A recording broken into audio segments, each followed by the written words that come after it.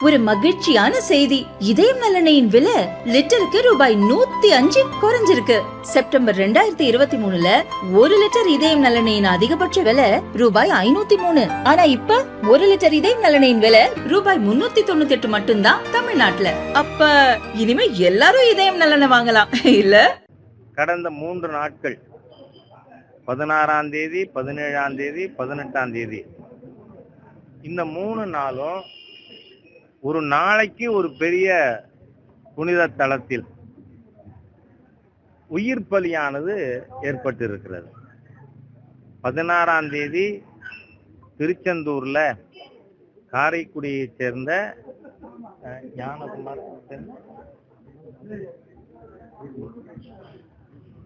ஸ்ரீகுமார் இப்ப காலையில் தான் அவங்க வீட்டுக்கு போயிட்டு பாரதிய ஜனதா கட்சி சார்பா என்னுடைய அனுதாபங்களையும் ஆறுதலையும் சொல்லிட்டு வந்திருக்கேன். அதுக்கு பிறகு ராமேஸ்வரத்துல ராஜஸ்தானை சேர்ந்த ஒரு பக்தர்,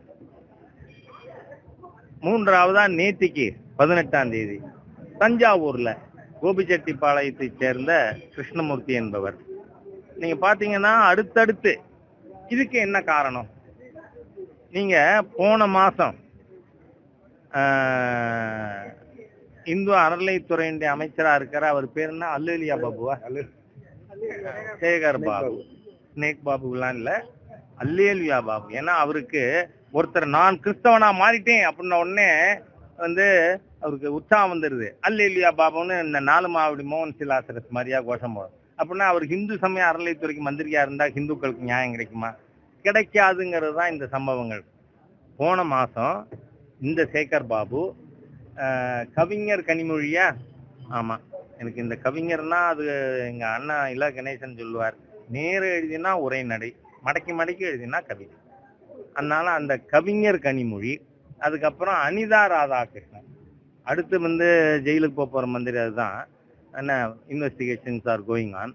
இவங்க 3 பேரும் இருக்கச்ச கோவில்ல இருக்கிற மகளிர் இந்து பக்தர்கள் நாங்க 6 மணி நேரமா நிக்கிறோம். ஆனா இதுக்கு எந்த ஏற்பாடு இல்லை. குழந்தைகளுக்கு ஒரு தண்ணி கொடுக்கணும்னா கொடுக்க முடியல அப்படின்னு. அதுக்கு சேகர் பாபுங்கிற ஒரு ஆணவ பேர் வழி என்ன சொன்னார் ஞாபகம் இருக்கா உங்களுக்கு? எனக்கு இருக்கு.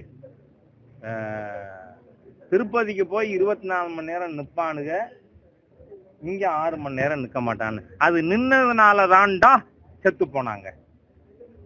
அப்படி நின்னதுனால ஒரு வெட்கம் கட்ட ஆணவ பேர் வழி ஹிந்து விரோத தீய சக்தி தமிழகத்துல ஹிந்து சமய அறநிலைத்துறை மந்திரியா இருக்கிறதுனால தான் I request honourable chief minister to sack this fellow.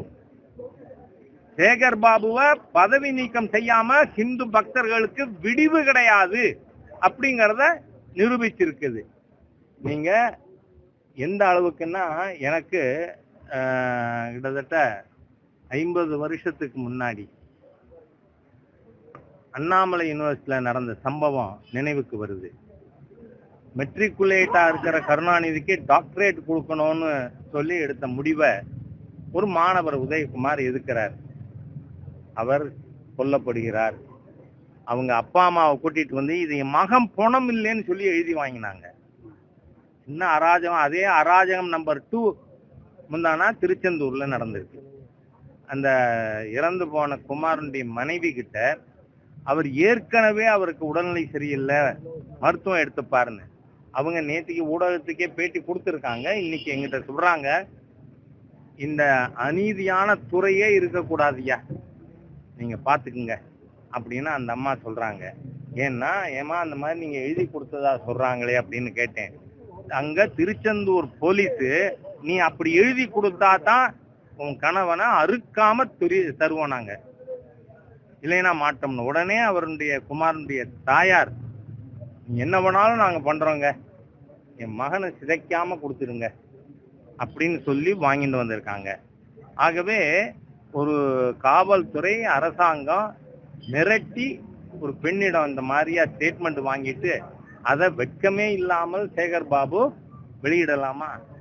எவ்வளவு மோசமான ஒரு அரக்க குணம் கொண்ட மனித பண்பு இல்லாத ஒரு ஈன பிறவி தீய சக்தி இந்த சேகர் பாபுங்கிறது நமக்கு தெரியுதா? அந்த லெட்டரை எப்படி ரிலீஸ் பண்ணீங்க?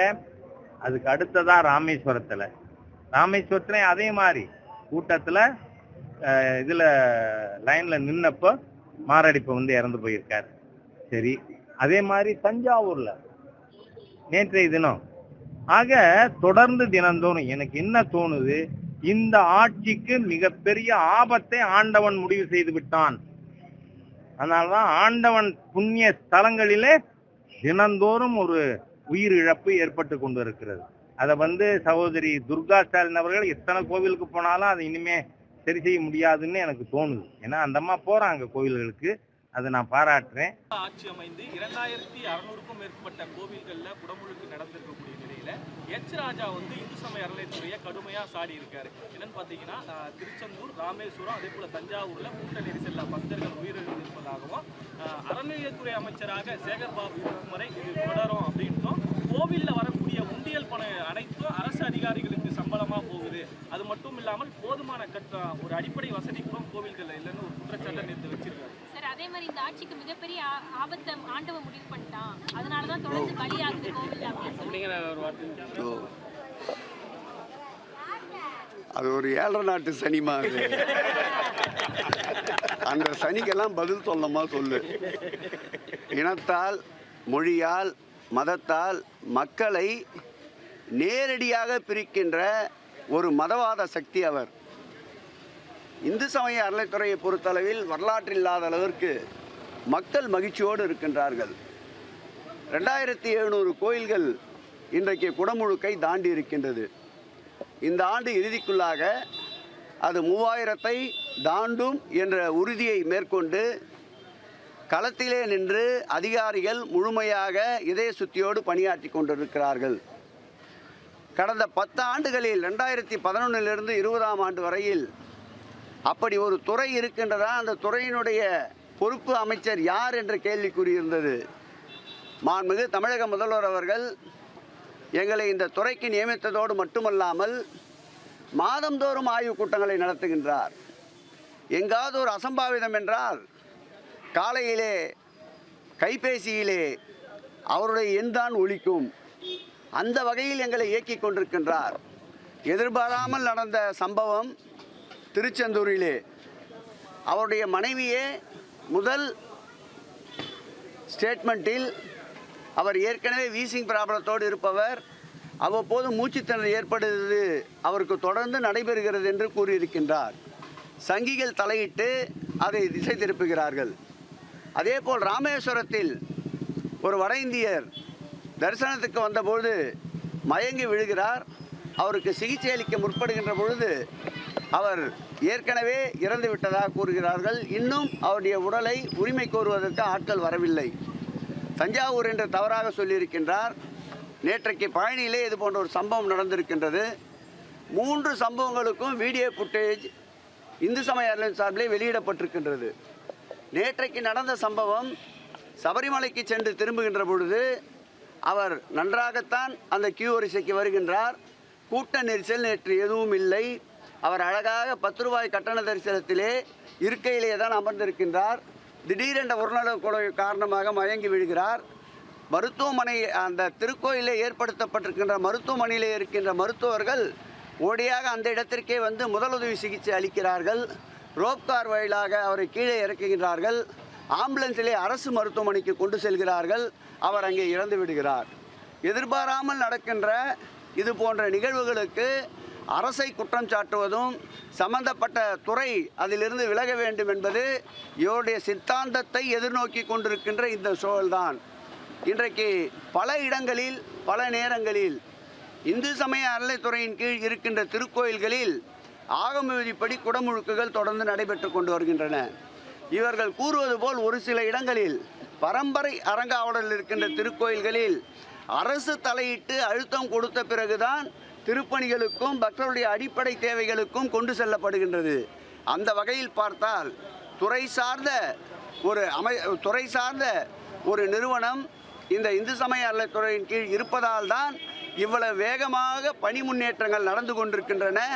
திருக்கோயிலின் சார்பில் இந்த ஆட்சி ஏற்பட்ட பிறகுதான் ஒரே ஒரு திருக்கோயில், இந்த மருத்துவமனை இன்றைக்கு 17 திருக்கோயில்களில் மலை சார்ந்த இடங்கள், அதிக பக்தர்கள் வருகின்ற கூட்டம் வருகின்ற இடங்களில் மருத்துவமனைகளை ஏற்படுத்தி தந்த அரசு இந்த திராவிட மாடல் அரசு, மாண்புமிகு தமிழக முதல்வருடைய ஆலோசனை என்பதை இந்த நேரத்தில் இது போன்ற ஏதாவது கிடைக்காதா என்று ஏங்கி திரிந்து கொண்டிருக்கின்ற ஒரு சில ஜென்மங்களுக்கு இதை பதிலாக கூற கடமைப்பட்டிருக்கின்றேன்.